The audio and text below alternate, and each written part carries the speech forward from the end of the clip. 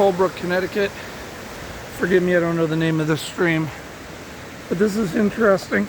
This is where they diverted the water, and this side's pretty beat up, but the side's intact. This could be 1700s, 1800s, where they had run water through here, most likely for some sort of grist mill or sawmill.